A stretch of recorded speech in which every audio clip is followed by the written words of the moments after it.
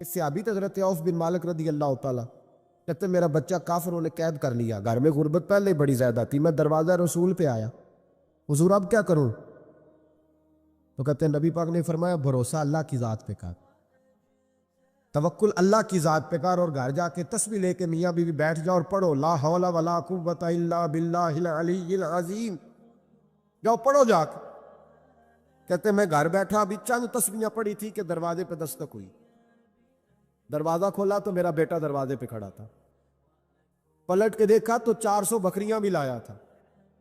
وہ میں نے کہا بیٹا یہ کیسے آ گئی؟ کہنے لگے ابا جی مجھے ایک حویلی میں کافروں نے قید کیا ہوا تھا، میں بڑا پریشان تھا، لیکن ابھی تھوڑا دیر پہلے پتہ نہیں کیا ہوا ہے، میں نے یوں ہاتھ لایا تو رسیاں کھل گئی، باہر نکلا ہوں تو 2-3 بندوں پہ نیند کا ایسا غلبہ تھا کہ بے ہوش ہو کے گرے ہوئے تھے، 400 بکریاں بھی تھی، میں نے دروازہ کھولا، بکریاں میرے ساتھ دوڑنے لگ گئی ہیں، تو میں 400 بکری بھی لے آیا ہوں، پلٹ پلٹ کے دیکھتا رہا ہوں، پر میلوں کا سفر ہوا وہ آئے ہی نہیں۔ تو والد کہنے لگے بیٹا چلو پہلے مصطفیٰ کریم سے جا کے پوچھ لیں، دیکھیں کیسے مالی مسئلے حل ہوتے، حضور سے جا کے پوچھے کہ ہمارے لیے جائز بھی ہے کہ نہیں۔ کہتے ہیں دروازہ رسول پہ جا کے ہم کھڑے ہوئے تھے کہ نبی پاک نے فرمایا دیکھا رب کریم کا فضل، دیکھا، فرمایا تیرا بیٹا بھی آ گیا، تیری غربت کا بھی حل ہو گیا ہے، یہ کافر کا مال ہے، اسے مال غنیمت سمجھ کے استعمال کر، تیرا ہی ہے۔ امام قرطبی نے لکھا ہے حضرت انس بن مالک رضی اللہ تعالیٰ عنہ کہتے ایک شخص حضور کی بارگاہ میں آیا، کہا یا رسول اللہ صلی اللہ علیہ وسلم غربت بڑی ہے، بڑا دکھی ہوں، بڑا پریشان ہوں۔ تو حضور نے وظیفہ بتایا، فرمایا جب بھی گھر جاؤ نا گھر والوں کو سلام کہنی ہے، اور نبی پاک صلی اللہ علیہ وسلم نے فرمایا جب بھی گھر جا السلام علیکم کہے اور 3 دفعہ سورۃ اخلاص پڑھ دے، اور سورت بھی وہ بتائی جو سب کو آتی ہے، قل هو اللہ احد اللہ الصمد لم یلد ولم یولد ولم یکن لہ کفوا احد، 3 دفعہ یہ پڑھ دے۔ صحابی بڑے سیانے تھے، بڑے مسئلے حل کرتے تھے ہمارے، فٹافٹ بول پڑے وہ صحابی، کہنے لگے حضور میری تو چھوٹی سی فیملی ہے، کئی دفعہ بچے گھر نہیں ہوتے، ننیال گئے ہوتے ہیں، تو پھر کیا کروں؟ حضور نے فرمایا جب گھر میں کوئی نہ ہو تو اپنے نبی پہ درود و سلام پڑھ دینا، تیرے نبی کا کرم تو تیرے گھر میں ہوگا نا۔ حضرت انس بن مالک رضی اللہ تعالیٰ عنہ فرماتے ہیں کہ ہم انتظار میں تھے کہ بندہ واپس آئے اور رزلٹ بتائے، کہتے ہیں وہ کچھ دنوں کے بعد واپس آئے تو عجیب بات کی انہوں نے، ہمسایوں سے کئی دفعہ بندے کی نہیں نا اتنی بنتی، اور کئی دفعہ لگتا ہے کہ میرا ہاتھ اوپر ہی رہ جائے کہ مجھ سے تگڑے نہ ہو جائے۔ کہتے ہیں وہ آئے، نبی پاک صلی اللہ علیہ وسلم نے کہا کیا حال ہے تیرا؟ تو عرض کرنے لگے یا رسول اللہ صلی اللہ علیہ وسلم وظیفہ تو میں نے اپنے لیے پوچھا تھا اور میرے تو ہمسائے بھی امیر ہو گئے، حضور تو میں نے اپنے لیے پوچھا تھا اور میرے دائیں بائیں والے لوگوں کو بڑی برکت ہوئی ہے۔ تو میرے محبوب مسکرانے لگے، حضور فرمانے لگے گویا برکتیں تیرے گھر میں جب برسی ہیں تو چھن چھن کے ان کا فیض اللہ نے تیرے ہمسایوں کو بھی عطا فرمائے۔ میں نے کئی دفعہ حدیث سنائی ہے کہ ایک صحابی کو نبی پاک صلی اللہ علیہ وسلم نے سرکار نے فرمایا کہ جب اس کا انتقال ہو جائے تو مجھے بتانا، صحابی بھی نوجوان تھے، 14-15 سال عمر تھی، انہوں نے پتا اپنے والد صاحب کو کیا کہا، فرمایا میرا انتقال ہو جائے تو حضور کو خبر نہیں کرنی، اس لیے کہ میں رات کو انتقال کروں گا، ایسا نہ ہو کہ نبی پاک آئیں اور یہودیوں کے محلے سے گزر کے آئیں اور کوئی یہودی حضور کو تکلیف دے، میں اپنے جنازہ حضور پڑھائے تو بخشش ڈائریکٹ ہے کہ نہیں، فوراً جنت ہے کہ نہیں، لیکن نے کہا میں نہیں چاہتا کہ میں اپنے نفع کے لیے محبوب کو تکلیف دوں۔ تو محبت کا انداز تو کوئی اور ہوتا ہے، جس سے محبت ہوتی ہے اس کے تو بندہ آرام کا سکون کا کہتا ہے جی میرا بڑا پیار ہے، ٹھاؤ میں آیا جو ہونا اس ویلے میں ان دوبارہ آماندہ، یہ کیسی بات ہو؟ تو یہ محبت نہیں ہے، یہ لالچ ہے۔ بہرحال یہ بات عرض کرنے جا رہا ہوں، میں مضمون پر رہتا ہوں، مضمون کو سمجھیے گا۔ سید صاحب کہتے ہیں وہ بندہ جانے لگا تو میں نے اس کو کہا، میں نے کہا یار تو سویرے پوچھ لیتا، کیا حرج تھا، صبح پوچھ لیتا۔ حضرت صاحب بوڑھے آدمی، آدھی رات کو تکلیف دی، ابھی 2 گھنٹے میں سحری ہونے والی تھی، تو کہتے ہیں وہ چلا گیا تو سید صاحب نے مجھے بلایا، کہنے لگے محمود مسئلہ میں نے بتایا، تمہیں کیا تکلیف ہے؟ اور پھر فرمانے لگے میرا دین میرا مشن ہے، میرا دین میرا مشن ہے، شکر کرو کسی نے بات پوچھی تو ہے نا، اور اگر کوئی میرے دین کے معاملے میں کوئی بات کرنے آتا ہے تو میں اس سے اکتاتا نہیں ہوں۔ تو جب انسان راضی بالرضا رہنے لگتا ہے نا، پھر وہ ہر روز نماز پڑھ کے تکلیف نہیں اسے ہوتی، پھر روز درود شریف پڑھ کے وہ یہ نہیں کہتا کہ چلو 2-4 چھٹیاں بھی کر لو، پھر روزانہ تلاوت کر کے اسے کہیں دقت محسوس نہیں ہوتی، چونکہ اب وہ چاہتا ہے کہ جس حال میں میرا رب رسول مجھے رکھیں گے، جو حکم دیں گے، میں نے اس سے کوئی تنگی محسوس نہیں کرنی، میں نے اس کے مطابق چلنا۔ اور قرآن مجید نے ایک نیا انداز اختیار کیا سورہ مائدہ کے اندر، اس کی آیت نمبر 119 ہے۔ اللہ کریم نے فرمایا رضی اللہ عنہم ورضوا عنہ، صحابہ کی بات ہو رہی ہے، فرمایا وہ اللہ سے راضی ہے اور اللہ ان سے راضی ہے۔ حضرت سیدنا موسیٰ علیہ السلام نے عرض کی کوہ طور پہ جا کے، مولا میری قوم پوچھتی ہے کہ کوئی ایسا کام بتا جو ہم کریں تو تو ہم سے راضی ہو جائے۔ حضرت موسیٰ کی قوم کا خیال تھا کہ تہجد کا حکم آئے گا تو پڑھیں گے، صدقات کا حکم آئے گا تو دیں گے، جہاد کی بات ہوگی تو کریں گے۔ کچھ جو نیک لوگ تھے ان میں سے انہوں نے یہ پیغام دیا کہ مالک ہمیں بتائے کہ وہ کس کام پہ راضی ہوتا ہے، ہم وہ کام کریں تاکہ اللہ ہم سے راضی ہو جائے۔ حضرت موسیٰ کلیم کہتے ہیں میں نے عرض کی مولا میری قوم پوچھتی ہے کہ کون سا ایسا کام کریں کہ تو راضی ہو جائے، تو رب کریم نے ارشاد فرمایا موسیٰ کہتے ہیں میرا خیال تھا کوئی لسٹ ملے گی، لیکن مالک نے ایک جملہ کہا، ایک جملہ، اور تفسیروں کے دریا بہا دیے۔ عرش کے مالک نے فرمایا موسیٰ ان سے کہو جا کے کہ وہ مجھ سے راضی ہو جائے، میں ان سے راضی ہو جاؤں گا، مجھ سے راضی ہو جائے۔ بندے اللہ سے راضی ہی نہیں راضی ہوتے۔ امام غزالی سے کسی نے پوچھا تھا، امام غزالی سے، کہ حضور اللہ کا بندے سے راضی ہونا کمال ہے یا بندے کا اللہ سے راضی ہونا کمال ہے؟ تو امام غزالی مسکرائے، فرمانے لگے رب تو بڑا ہی مہربان ہے، وہ تو بڑی جلدی راضی ہو جاتا ہے، وہ تو مسجد میں آ کے توبہ کرے تو اللہ راضی، کسی یتیم کے سر پہ ہاتھ پھیرو تو اللہ راضی، وہ تو کسی اندھے کو رستہ دکھایا تو اللہ راضی ہو گیا، وہ تو طوائف نے کتے کو پانی پلایا تو اللہ۔ امام صاحب فرمانے لگے یہ بندہ ہے جو اللہ سے راضی نہیں ہوتا، جس کے پاس اولاد نہیں وہ کہتا ہے چلو ایک بیٹی مل جائے تو میں راضی ہوں، بیٹی مل گئی تو کہتا اب ایک بیٹا بھی ملے تو پھر راضی ہوں، پھر کہتا ہے یہ دونوں اچھی تعلیم حاصل کر لیں تو پھر میں راضی ہوں، پھر کہتا ہے یہ بہت زیادہ پیسے کمائے تو پھر میں راضی ہوں۔ بہرحال راضی ہوتا، لیکن جو راضی ہو جاتا ہے نا، اللہ اکبر، جو اللہ سے راضی سکھی بڑا رہتا ہے، سکون میں بڑا رہتا ہے، مطمئن بڑا رہتا ہے، جو سمجھ لیتا ہے نا کہ جو میرے رب نے بہتر سمجھا وہ میرے اللہ نے مجھے۔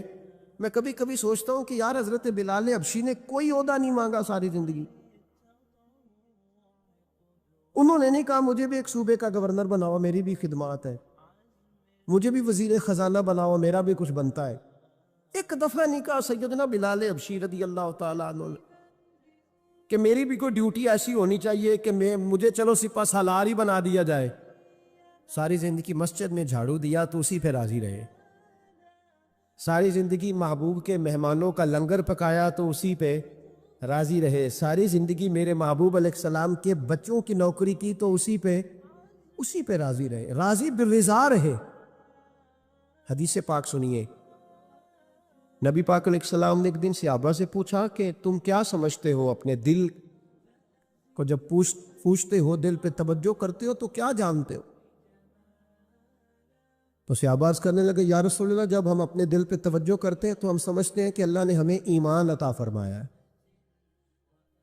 تو حضور نے فرمایا تمہارے ایمان کی دلیل کیا ہے؟ ایمان کی کوئی دلیل بھی تو ہوتی ہے نا، ہمارے زمانے میں تو کوئی دلیل نہیں، نماز نہیں پڑھتا پھر بھی میں مسلمان ہوں، روزہ نہیں رکھتا پھر بھی مسلمان، جھوٹ صبح سے شام تک، کہتا خبردار کسی نے مجھے ذرا بھی بات کی سب سے بڑا مسلمان میں ہی ہوں، بددیانتی، دھوکہ، فریب، فرار، لیکن خبردار کسی نے کوئی بات کی سب سے بڑا مفتی میں ہی ہوں۔ جرم سارے پائے جاتے ہیں، دلیل کیا ہے بھائی؟ اگر دیکھیں نا، اگر درخت ہے تو دلیل یہ ہے کہ پھل بھی ہے، شاخیں بھی ہیں، لیکن تو صاحب ایمان ہے تو دلیل کیا ہے؟ تو نبی پاک صلی اللہ علیہ وسلم نے صحابہ سے پوچھا کہ تم ایماندار ہو تو دلیل دو. تو بڑے خوبصورت تھے میرے محبوب کے تیار کردہ لوگ. عرض کرنے لگے یا رسول اللہ ایمان کی دلیل یہ ہے کہ اگر اللہ ہمیں نعمت دیتا ہے تو ہم شکر ادا کرتے ہیں، اگر کبھی مصیبت آتی ہے تو ہم صبر کرتے ہیں، اور یا رسول اللہ ہم اپنے رب کے ہر فیصلے پر راضی ہوتے، ہم اپنے اللہ کے ہر فیصلے پر. اب حضور نے رزلٹ کا اعلان کیا تو میرے محبوب فرمانے لگے پھر سنو میں گواہی دیتا ہوں واقعی اللہ نے تمہیں دولت ایمان عطا فرمائی ہوئی. پھر واقعی اللہ نے تمہیں دولت ہے، اگر تم اپنے رب پر راضی ہو، اگر تم راضی ہو اس کام پر جس پہ اللہ نے تمہیں رکھا ہوا، اگر تمہیں کسی کو دیکھ کر تکلیف نہیں ہوتی، اگر تم نہ حسد میں جلتے ہو، نہ بغض میں، نہ کینے میں، نہ تکبر میں، نہ احساس کمتری کا شکار ہوتے، اگر تم راضی رہتے ہو کہ میرے مالک نے بہترین زندگی مجھے دی، پھر اس کا مطلب یہ ہے کہ تم صاحب ایمان ہو. ہمارے زمانے میں لوگوں کی وہ تکلیفیں، صبر نہیں ہے، سکون نہیں ہے، بے چینی سی ہے، بے قراری سی ہے، معاشرے میں ایک عجیب سی ہلچل ہے. ہر آدمی سمجھتا ہے کہ وہ سامنے والا جو شخص ہے نا وہ بڑا سکھی ہے اور میں بڑی تکلیف میں ہوں. میں رات اپنے پیر بھائیوں کو سمجھا رہا تھا، میں کہہ رہا تھا یاد رکھنا جس آدمی کا عہدہ بڑا ہوتا ہے نا اس کا زخم بھی بڑا گہرا ہوتا ہے، اس کا زخم بھی بڑا. ہاں وہ کسی شاعر نے، شعر اردو کا ہے اور تھوڑا وقی تھا شاعر بھی، تو بات بھی اس کی تھوڑی وقی ہے، چلیں آپ سیانے لوگ ہیں آپ کی سمجھ میں آئی جائے گی. اس نے کہا تھا کہ ہجوم غم میں بھی توہین ضبط غم نہ ہوئی، ہجوم غم میں بھی توہین ضبط غم نہ ہوئی، ہم اس احتیاط سے روئے کہ آنکھ نم نہ ہوئی. لوگوں کو نہیں پتا چلا کہ ہم رو رہے ہیں، ہم نے واہ اللہ کر کے دنیا، ہم اس احتیاط سے روئے کہ ہماری آنکھ نم نہ ہوئی. ہم نے واہ اللہ کر کے نہیں بتایا کہ بڑی دقت میں، ہم نے اپنے آپ کو محفوظ رکھا، ضبط میں رکھا، حوصلے میں رکھا، اللہ کی رضا پہ راضی رہے، اپنے آپ کو اپنے رب کی رضا پر. میرے نبی پاک صلی اللہ تعالی علیہ وسلم نے فرمایا کہ قیامت کے دن میری امت کا ایک گروہ ایسا ہوگا جسے اللہ تبارک و تعالیٰ اس طرح جنت میں پہنچا دے گا جیسے کوئی بندہ اڑ کے جنت میں چلا جاتا ہے. وہ جب جنت میں پہنچیں گے نا تو فرشتے ان سے پوچھیں گے تم نے حساب دیا؟ کہیں گے ہمیں تو پتہ ہی نہیں حساب کیا ہے. پل صراط سے گزرے، کہیں گے خبر ہی نہیں پل صراط کہاں ہے، تو یہاں کیسے آ گئے؟ کہیں گے اللہ کے فضل سے، اللہ کے فضل سے. تو کہا بتاؤ تو صحیح تمہاری نیکی کیا تھی؟ تو کہیں گے دو باتیں تھیں، ایک تو ہم اللہ کے حلال کو حلال جانتے تھے، رب کے حرام کو حرام جانتے تھے، اور دوسرا یہ تھا کہ ہم اللہ کے ہر فیصلے پہ راضی رہتے تھے، اللہ کے ہر فیصلے پہ. تو جو رب کریم کی رضا پہ راضی رہے پھر اسے کسی حساب کتاب کا سامنا نہیں کرنا پڑے گا، پھر اسے پل صراط کی دشوار گزار گھاٹیوں کا سامنا نہیں کرنا پڑے گا. شرط یہ ہے کہ وہ اللہ کی رضا پہ راضی رہے، وہ اللہ کے فیصلے کو بصیر و چشم مانے، وہ عاجزی اور انکساری کے ساتھ گردن جھکا دے اپنے مالک کے فیصلوں پر، جھکا دے. اللہ نے حضرت ابراہیم کو اولاد نہیں دی، پھر زمانے کے بعد دی، پھر دینے کے بعد کہا کہ جاؤ وادی غیر ذی زر ان میں چھوڑ کے آؤ. سخت گرمیاں ہو جائے تو لوگ بچوں کو سکول نہیں بھیجتے، چھٹیوں کا اعلان ہو جاتا ہے، لیکن حضرت ابراہیم چھوڑ آئے بچہ. اور بچہ، ایک تو بچہ اللہ تعالیٰ روٹین میں دیتا ہے تو اس کی قدر و منزلت اور ہوتی ہے، اور ایک بندہ بڑی دعاؤں التجاؤں خواہشات کے بعد لیتا ہے، اس کی قدر و منزلت. وہ بچہ جو بڑی دعاؤں کے بعد لیا، کہا چھوڑاؤ، کوئی کھانا نہیں، پانی نہیں، دانا نہیں، حضرت ابراہیم چھوڑ آئے. 13 سال اکٹھے رہنے کی اجازت نہ ملی، اور جب اجازت ملی تو کہا اب چھری اٹھاؤ اور بیٹے کی گردن پہ چلا دو. آپ اس کو آسان کام سمجھتے ہیں؟ اتنی تسلیم و رضا، ہر فیصلے پہ راضی ہونا، ہر فیصلے پہ. یہاں ہمارا حال یہ ہے کہ 2 منٹ کے لیے تکلیف آتی ہے تو لوگ واہ ویلا کرتے، شور بچاتے، کفر بولتے. ہر آدمی آپ اس کو ٹٹول کے دیکھیں تو کہتا ہے سب سے تکلیف میں ہی ہوں. کس سولی پہ لٹکے ہوئے ہم؟ آخر کون سا معاشرے کا ایسا دکھ ہے جو صرف ہمارے پاس ہی آ گیا؟ ہر آدمی کہتا ہے مجھے نہ چھیڑنا، سب سے زیادہ غمگین میں ہی ہوں۔ بھائی بتا تو صحیح نا کہ آخر کون سی ایسی چیز ہے جو مالک نے تجھے عطا نہیں فرمائی؟ لیکن ہماری آزمائشیں ہیں، ہمارے جملے ہیں، ہماری گفتگو ہے کہ ان سے شکوہ چھلکتا ہے، ان سے شکایتیں ٹوٹ ٹوٹ کے نیچے گرتی ہیں۔ ہم یہ سوچتے ہی نہیں کہ ہمیں نہیں پتا ہمارے حق میں بہتر کیا ہے، ہمارے رب کو پتا ہے کہ ہمارے حق میں بہتر کیا ہے۔ اس لیے لوگ شکایت نہیں کرتے تھے، آج ہر بات پر شکایت ہے، ہر بات پر لوگ شکوہ کرتے ہیں، اور ہر بات پر لوگ اللہ تبارک و تعالیٰ کی بارگاہ ناز کے نافرمان بنتے ہیں۔ اور پھر سوال کیا، یا اللہ تو راضی ہو جا، یا اللہ تو، اور اللہ کیا فرماتے ہیں؟ فرماتے ہیں موسیٰ اپنی قوم سے کہو یہ مجھ سے راضی ہو جائے، میں بھی ان سے راضی ہو جاؤں گا۔ آپ پچھلے گناہوں سے رجوع کریں اللہ کی طرف، آپ کہیں کہ میرے اندر یہ غلطی ہے، میں توبہ کرتا ہوں۔ ان العبد اذا اعترف، اعتراف جرم کریں، پھر اللہ کے حضور رجوع لائیں۔ ہمارا یہ حال ہے کہ ہم جتنی بھی توبہ کرتے ہیں، جس قدر بھی استغفار پڑھتے ہیں، اس کو ایک وظیفہ سمجھ کے پڑھ لیتے ہیں، بھئی یہ بھی اچھا ہے، برکت سے خالی نہیں۔ لیکن توبہ کا حقیقی مفہوم یہ ہے کہ انسان اپنا محاسبہ کرے، اپنی پچھلی ساری زندگی اپنی آنکھوں کے سامنے لائے۔ اگر وہ سمجھتا ہے کہ اس حال میں مر گیا تو میرے لیے مشکل ہوگا منہ دکھانا اللہ رسول کو، تو پھر وہ فوراً سے پہلے اپنے گناہوں سے رجوع کرے اور اللہ کے حضور توبہ کرے۔ جب تک اعتراف جرم نہیں ہوگا اتنی دیر تک غلطیوں کی تربیت ہو سکتی۔ دیکھو کیا کہتے ہیں، ربنا ظلم انفسنا، اللہ ہم نے زیادتی کی ہے اپنی جانوں پر، وَإِن لَمْ تَغْفِرْ لَنَا، اگر تو نے معاف نہ کیا، وَتَرْحَمْنَا، اور ہم پر رحم نہ فرمایا، لَنَكُونَنَّ مِنَ الْخَاسِرِينَ، پیچھے سے جو ہونا تھا وہ ہو گیا، اور اگر آئندہ بھی کرم نوازی نہ ہوئی تو ہم تو نقصان والوں میں ہو جائیں، نقصان تو بڑھے گا، روز گھاٹے میں جائیں گے۔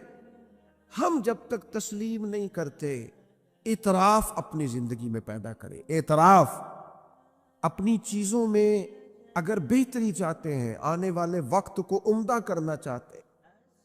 ہم سمجھتے ہیں کہ چلو ماضی اور حال کے ساتھ جو ہوا سو ہوا، مستقبل ہی ٹھیک ہو جائے، اس کے لیے اپنے ماضی اور حال کی کمزوریوں کو تراشنا پڑے گا، غور کرنا پڑے، پھر یہ معاملہ آگے جائے گا۔ میرے بھائی، اپنی زندگی میں ہم سے جو کمیاں رہ گئی، پتہ ہے اللہ تعالیٰ نے توبہ کا دروازہ ہر وقت کھلا رکھا ہے، اور فرمایا لا تقنطوا من رحمت اللہ، تم نے مایوس نہیں ہونا، ان اللہ یغفر الذنوب جمیعا، اللہ تمہارے سارے گناہ ہی معاف کر دے۔ کرنے کا کام یہ ہے کہ چلو آج سے ہی صحیح، چلو ابھی سے صحیح۔ بہت ضعیف العمری میں، بڑھاپے میں آ کے بھی لوگوں نے خیر کا راستہ اختیار کیا تو اللہ کی رحمت نے آگے بڑھ کے استقبال کیا۔ چلیں کسی وقت بھی، کیا کہتے ہیں، صبح کا بھولا شام کو گھر آ جائے تو بھولا، چلو گھر تو پہنچ گیا ہے نا، اپنے گھر آ گیا، اب کہاں بھولا ہے؟ تو اپنی کوتاہیاں، اپنی غلطیاں، برے بندے نو لبن ٹریا جاگتے ملیا نہ کوئی، اپنے اندر چاتی پائی تے میتھوں برا نہ کوئی، اپنی کمزوریاں تلاش کریں، ان کے لیے اپنے آپ کو کٹہرے میں کھڑا کریں، اپنے آپ سے سوال جواب کریں، اپنے ساتھ گفتگو کریں۔ میں نے اپنی زندگی میں کچھ ایسے لوگوں کو دیکھا، کچھ ایسی شخصیات سے میرا پالا پڑا، وہ بڑے لوگ تھے، عظیم لوگ تھے، لیکن ان کے پاس بیٹھ کر اندازہ ہوا کہ وہ جو ہے نا وہ اپنے آپ کو نہیں سمجھتے،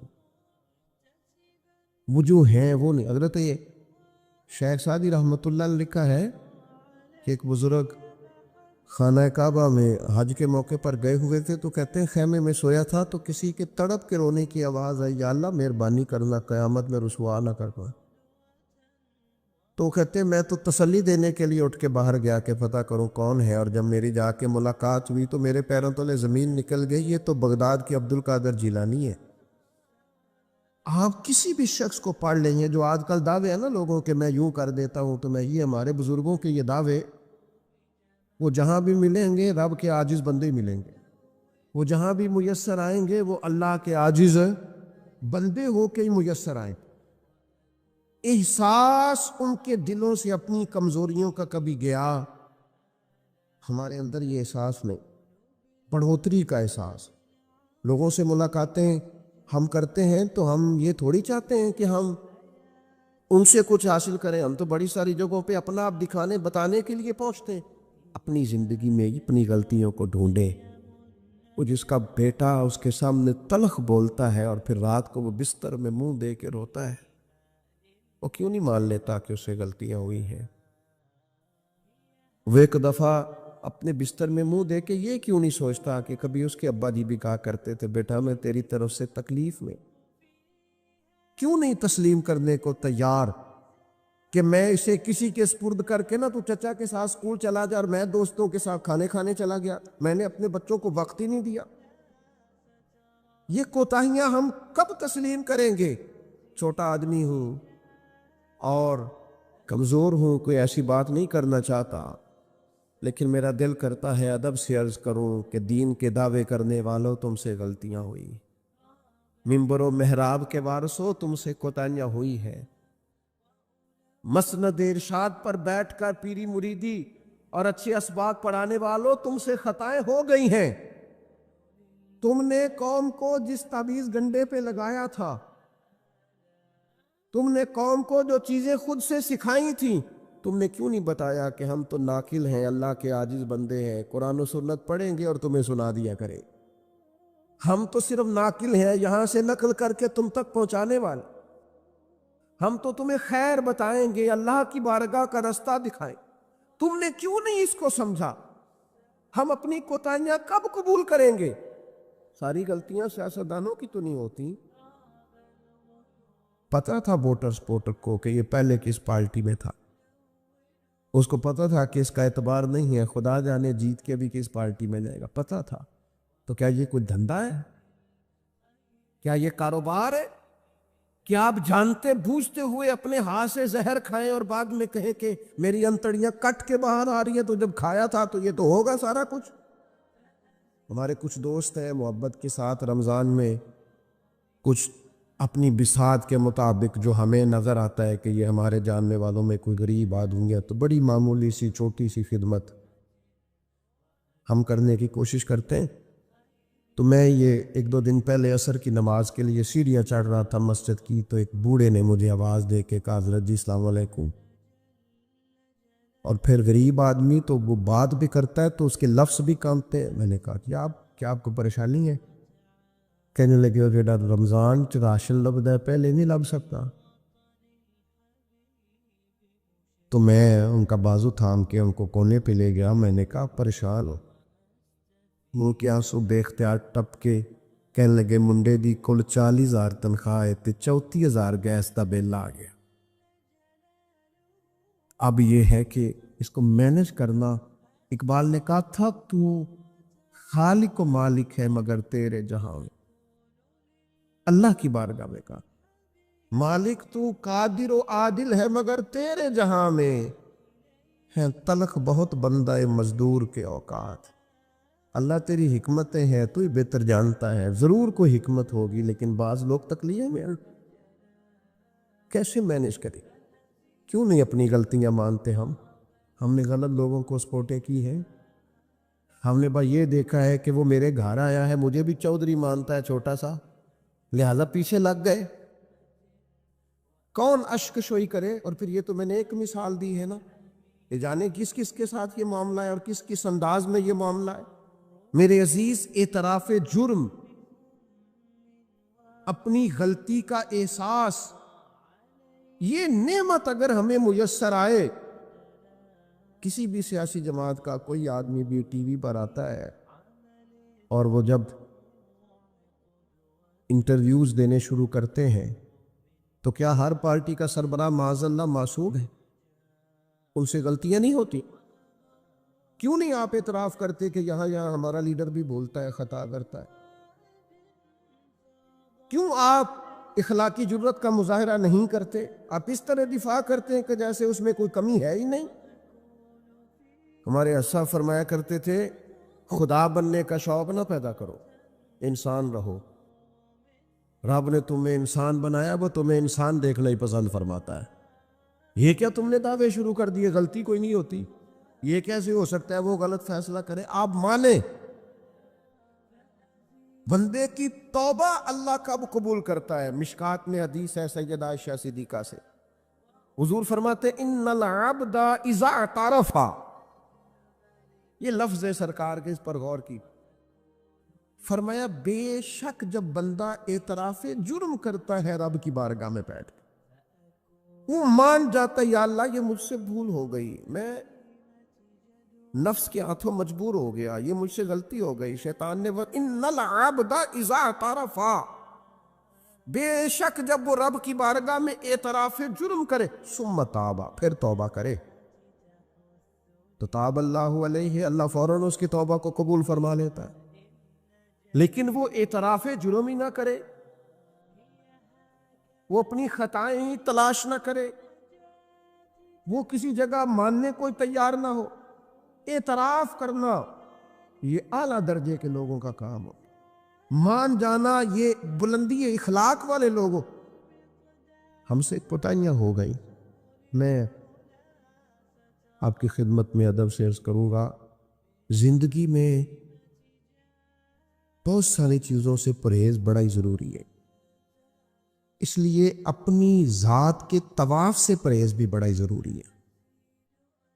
اپنی ذات میں الجھ کے زندگی نہیں گزار، میں سمجھدار ہوں، میں بڑا سمارٹ ہوں، اور دیکھو میری تدبیر سے میرا نظام بڑا اچھا چل رہا ہے، میری حکمتیں بڑی کامیاب جا رہی ہیں، دیکھو میں نے جو سوچا تھا اس کے مطابق منصوبہ بندی ٹھیک ہے، میں کئی لوگوں پر سبقت لے جا چکا ہوں، میں آگے بڑھ چکا ہوں۔ یہ ذات کا طواف ہے۔ اپنی ذات کے طواف سے نیچے اتر کر سوچ لیں اور دو چیزیں اپنے ذہن میں بٹھا لیں، طے کر لیں، زندگی روحانیت کی طرف بڑھنے لگی۔ ایک یہ چیز اپنی ذہن میں بٹھا لیں کہ میرے اندر زندگی میں جو کمیاں کمزوریاں رہ گئیں وہ میری وجہ سے ہیں، اور اگر کوئی خیر ملی ہے تو وہ محض اللہ کے فضل کی وجہ سے ہے، میری طاقت کے سبب کچھ نہیں ہے، محض فضل الہی۔ یہ دو چیزیں جب بندے میں پیدا ہوتی ہیں تو اس کی روحانیت مضبوط ہوتی، ورنہ تو اپنی ذات کے چنگل سے لوگ آزاد ہی نہیں ہوتے۔ اعتراف، حضرت ماعز بن مالک رضی اللہ تعالیٰ عنہ نے آ کے عرض کی حضور بہت بڑا جرم ہو گیا، نبی کریم نے توجہ ہی نہیں کی، پھر عرض کی حضور بھول گیا تھا، سرکار نے رخ پھر عرض کی حضور بھول گیا تھا، کریم فرمانے لگے کیسی ذہنی الجھاؤ کی بات کرتا ہے؟ پھر فرمایا دیکھو محسوس کرو، ہوش میں تو ہے؟ عرض کی حضور مہربانی کرتے، یہ جو احساس ندامت ہے سونے نہیں دیتا، کرم نوازی کرے۔ یعنی ایک شخصیت حاضر بارگاہ ہوئی ہے، عرض کی حضور جرم ہو گیا بہت بڑا، سرکار نے توجہ ہٹائی، پھر عرض کی حضور بھول گیا تھا، خطا ہو گئی، پھر توجہ ہٹائی، عرض کی حضور اگر میرے لیے طہارت کا سامان نہ کیا گیا تو میں بہت بڑے نقصان میں چلا جاؤں گا، کرم نوازی کر دی جائے۔ فرمایا دیکھو لوگوں ہوش میں تو ہے؟ یا رسول اللہ بالکل ہوش میں۔ نبی کریم علیہ السلام نے فرمایا لے جاؤ سنسار کرو، پتھر مارے گئے، سنسار کیا گیا، اعتراف کیا، مانا، سزا قبول کی، اپنے لیے فیصلہ کیا کہ مجھے سزا لینی چاہیے۔ ان کا وصال ہوا، یہاں تک تو معاملہ ان کا تھا، لیکن اس اعتراف پر انعام یہ ملا کہ محبوب نے فرمایا غسل کفن کرو، میں خود جنازہ پڑھاؤں گا۔ نبی رحمت علیہ السلام نے امامت فرمائی، میرے مرنے پہ ہر سو شور مچ جائے گا دیکھو گے، اور کہنے الوداع سرکار خود تشریف لائیں گے۔